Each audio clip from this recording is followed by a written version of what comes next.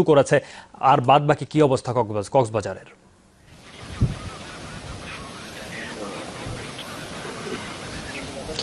সৌমিত্র, আমরা খবর পেয়েছি যে টেকনাফের যে উপকূল, সে উপকূলে কিন্তু এর মধ্যেই বাতাস বইতে শুরু করেছে। বিশেষ করে প্রায় 4-5 ঘন্টা আগে থেকে সেখানে বাতাস বইতে শুরু করেছিল এবং এখন প্রচন্ড তীব্রতা বাতাসের সেই খবর আমরা পেয়েছি। সেখানকার অধিবাসীরা বলছিলেন যে গেল 10-12 বছরের মধ্যে এই ধরনের বাতাস তারা আসলে দেখতে পাননি এবং স্মরণকালে অনেকে এই ধরনের বাতাস দেখতে পাননি।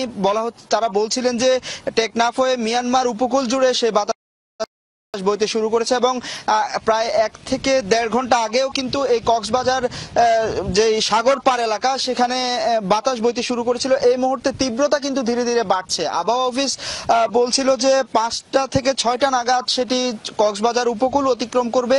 সেই লক্ষণ অনেকটা স্পষ্ট হতে শুরু করেছে। গুড়ি গুড়ি বৃষ্টি হচ্ছিল রাত 12টার পর থেকে। সেই বৃষ্টির পরিমাণ কমতে শুরু করেছে এবং বাতাস বাড়তে শুরু করেছে। বিশেষ করে গুমট আবহাওয়া যেটি ছিল সেটি কাটিয়ে উঠে সাগরের স্রোতের যে তীব্রতা, যে ঢেউ, সেটির উচ্চতা বাড়ার সাথে সাথে সেই ঢেউয়ের যে গতি সেটিও বেড়েছে। বাতাসের গতিও সমান্তরালে বাড়ছে। আমরা কিছুক্ষণ আগে যে বাতাস ছিল তার চাইতে অনেক বেশি বাতাস আমরা এখন দেখতে পাচ্ছি এবং আবহাওয়া অফিস বলছিল যে প্রায় 117 কিলোমিটার বেগে বাতাস বইবে যখন সেটি কক্সবাজার উপকূল অতিক্রম করবে। বলা চলে যে সেই লক্ষণ ধীরে ধীরে স্পষ্ট হতে শুরু করেছে। মানুষের মধ্যেও অনেকটা আতঙ্ক ছড়াচ্ছে। আমরা কিছুক্ষণ আগেও রাস্তায় মানুষ দেখেছি এবং ধীরে ধীরে মানুষজন কমতে শুরু করেছে রাস্তায় এবং এখানকার মানুষ বলছিলেন যে 1991 সালের যেই ঘূর্ণিঝড়ের যে আতঙ্ক সেটি কিন্তু তাদের মধ্যে রয়ে গেছে এবং সেই আতঙ্ক আসলে বেড়েছে। বিশেষ করে ঘর বাড়ি যদিও তারা ছেড়ে আশ্রয় কেন্দ্রে অবস্থান নিয়েছেন, ঘরে কিন্তু অনেক আসবাবপত্র রেখে এসেছেন, গবাদি পশু রেখে এসেছেন। সেই আতঙ্কগুলো তাদের মধ্যে ভর করেছে। তারা বলছিলেন যে অনেকটা নিম্নআয়ের মানুষ, তাদের সহায় সম্বল বলতে ঘরে যেটুকু রেখে এসেছেন সেটুকুই। ফলে তাদের একদিকে তারা আশ্রয়কেন্দ্রে যদিও জীবনের নিরাপত্তার জন্য অবস্থান নিয়েছেন, কিন্তু সহায় সম্বল হারিয়ে নিঃস্ব হবেন সে আতঙ্ক তাদের মধ্যে দেখা দিয়েছে। এবং আবহাওয়া অফিসের পক্ষ থেকে যেটি বলা হচ্ছিল যে এর আগে যদি বৃষ্টিপাত হতো তাহলে হয়তো সাইক্লোন কিছুটা দুর্বল হতো, কিন্তু যেহেতু বৃষ্টিপাতের পরিমাণ কম হয়েছে, এই সাইক্লোনের যে প্রবল বা তীব্রতা সেটি কিন্তু অনেক বেশি থাকবে বলে এখানকার আবহাওয়াবিদরা বলছেন। পাশাপাশি জেলা প্রশাসনের পক্ষ থেকে বলা হচ্ছে 538টি আশ্রয় কেন্দ্র প্রস্তুত রাখা হয়েছে, যেখানে 5 লক্ষাধিক মানুষকে আশ্রয় দেওয়া যাবে। তবে এখনো পর্যন্ত 1.5 লক্ষাধিক মানুষ আশ্রয় নিয়েছে বলে জেলা প্রশাসনের পক্ষ থেকে বলা হচ্ছে। তাদেরকে যে নিরাপদ পানি এবং যে শুকনো খাবার সেটি বিতরণ করা হয়েছে। সাহারির সময় তারা সেই সব শুকনো খাবার গ্রহণ করেছে, সেটি আমরা দেখতে পেয়েছি। তবে আশ্রয় কেন্দ্রগুলোতে এক ধরনের টয়লেটের অপর্যাপ্ততা আছে। যারা আশ্রয় নিয়েছেন তারা বলছিলেন যে টয়লেট অপর্যাপ্ত, সেটি কিভাবে দূর করা যায় সে ব্যবস্থা নিতে তারা একই সাথে বলছেন। তবে উদ্বেগ উৎকণ্ঠার পরিমাণই সবচেয়ে বেশি কক্সবাজারে এবং এখানকার যারা পর্যটক আছেন তারা মূলত দুপুর 12টার পর থেকেই মূলত কক্সবাজার ছেড়ে গেছেন এবং যারা কোনো কারণে হয়তো থেকে গেছেন তাদের মধ্যে কিন্তু আতঙ্ক বিরাজ করছে। তবে সাগর পার এলাকা কিন্তু ব্লক করে দেওয়া হয়েছে। এখানে টুরিস্ট পুলিশ অবস্থান নিয়েছেন, এখানকার আইনশৃঙ্খলা রক্ষাকারী বাহিনী এবং আনসার অবস্থান নিয়েছেন।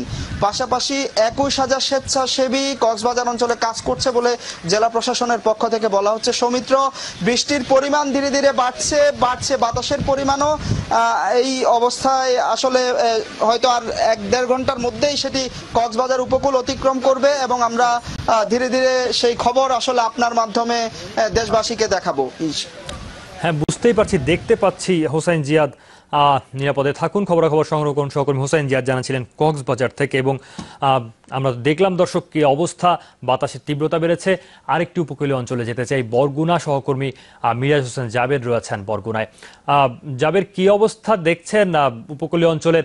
সাধারণ মানুষ যেই পরিমাণ আশ্রয়কেন্দ্র রয়েছে সেইগুলোতে গেছে কত ভাগ মানুষ এবং সেখানকার পরিস্থিতি কেমন, সারির পর এখন পরিস্থিতি কেমন, সেইগুলো জানাবেন দর্শক।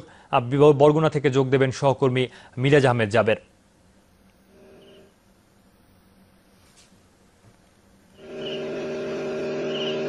সৌমিত্র, আপনার কথার উত্তরের আগে একটি আঞ্চলিক প্রবাদ কিন্তু আসলে জানিয়ে রাখতে হয়, যেটা হচ্ছে বরগুনার এই অঞ্চলের মানুষ আসলে পানির সাথে লড়াই করেই তারা বাঁচে এবং সাধারণত পানিকে কিন্তু তারা ভয় পায় না।